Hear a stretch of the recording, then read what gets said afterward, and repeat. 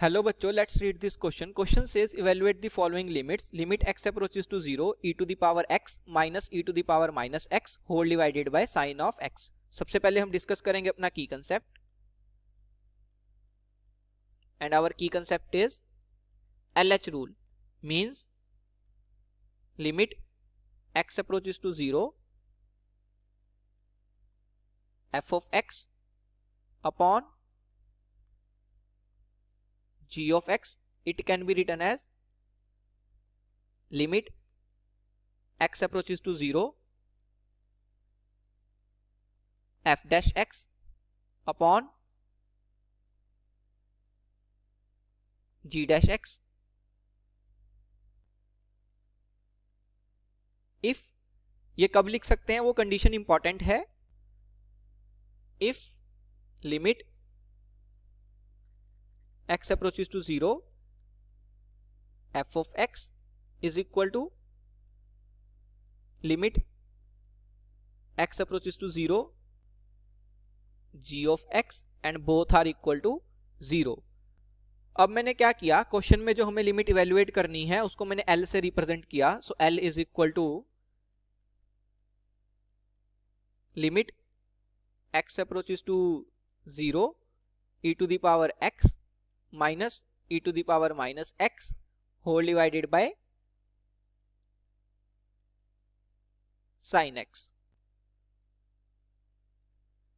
ये लिमिट जो है हमें इवेल्युएट करनी है. अब अगर x 0 को अप्रोच करेगा तो न्यूमरेटर में क्या बन जाएगा, e to the power 0 minus e to the power 0. और हमें पता है कि e टू द पावर 0 की वैल्यू 1 होती है, तो 1 minus 1 which is equal to 0. तो न्यूमरेटर जो है वो 0 को अप्रोच करेगा और डिनोमिनेटर में क्या बन रहा है, साइन ऑफ 0, उसकी वैल्यू भी 0 होती है. तो अगर x 0 को अप्रोच कर रहा है तो न्यूमरेटर और डिनोमिनेटर दोनों 0 को ही अप्रोच कर रहे हैं. तो मैंने क्या किया, न्यूमरेटर को लिख लिया f of x. f of x is e to the power x minus e to the power minus x और डिनोमिनेटर को लिख लिया g of x. so g of x is sin x. And अभी हमने देखा कि अगर x 0 को अप्रोच करेगा means limit x approaches to 0, हमारा जो न्यूमरेटर है means f of x, it is equal to limit x approaches to 0, हमारा जो डिनोमिनेटर है मींस g of x. दोनों के दोनों 0 को ही अप्रोच करेंगे, so both are equal to 0. अब ये जो हमारा लिमिट L है इसको मैं लिख सकता हूं limit x approaches to 0, numerator बन गया f of x और डिनोमिनेटर को मैंने लिख लिया g of x. राइट, इस तरीके से लिख सकते हैं. अब यहां पे मैं अपना की कंसेप्ट यूज कर सकता हूं, बिकॉज की कंसेप्ट यूज करने के लिए जो कंडीशन थी वो क्या थी कि limit x approaches to 0 f of x is equal to limit x approaches to 0 g of x and both equal to 0. और ये कंडीशन हम क्लियरली देख सकते हैं कि यहाँ पे सेटिस्फाई हो रही है.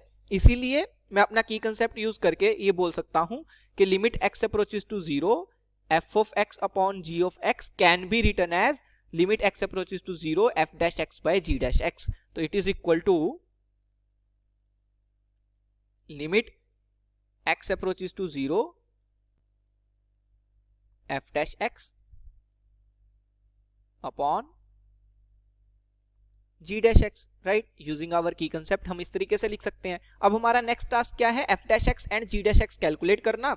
हमें f of x पता है किसके इक्वल है, f of x is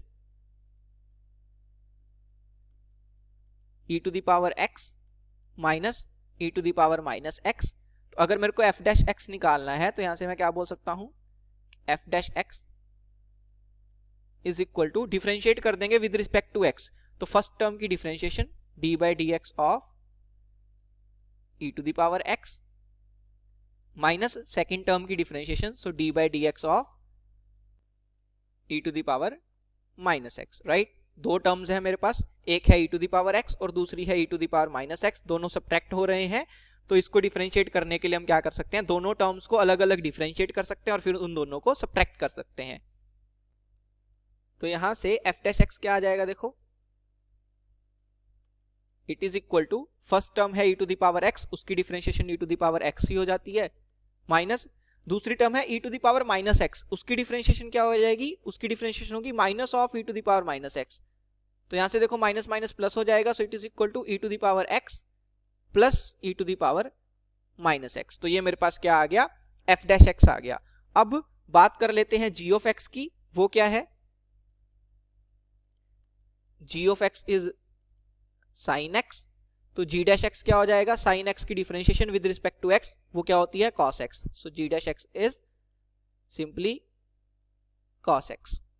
तो अब हमें एफ डैश एक्स भी पता है एंड जी डैश एक्स भी पता है, तो मैं क्या बोल सकता हूं कि जो हमारी लिमिट हमें इवेल्युएट करनी है एल, वो किसके इक्वल है, limit x approaches to 0 f dash x by g dash x, so l can be written as limit x approaches to 0 f dash x क्या है, e to the power x plus e to the power minus x whole divided by g dash x क्या है, cos of x. अब अगर मैं यहां पे x को 0 सब्स्टिट्यूट करता हूं, तो अगर x 0 का अप्रोच करेगा तो न्यूमरेटर में क्या बन जाएगा, e to the power 0 that will be 1 plus again e to the power 0 that will be 1 whole divided by denominator में क्या बनेगा, cos ऑफ 0, और cos ऑफ 0 कितना होता है, वो भी 1 होता है, so it is equal to 1 plus 1 will be 2, 2 को 1 से डिवाइड कर दिया, अगेन कितना आ जाएगा, 2 आ जाएगा। तो जो लिमिट हमें क्वेश्चन में इवेल्युएट करनी थी उसको मैंने l से रिप्रेजेंट किया था, तो l की वैल्यू कितनी आ गई, 2 आ गई, so I can say that 2 is my final answer. Hope you understood it well. Best of luck. Thank you.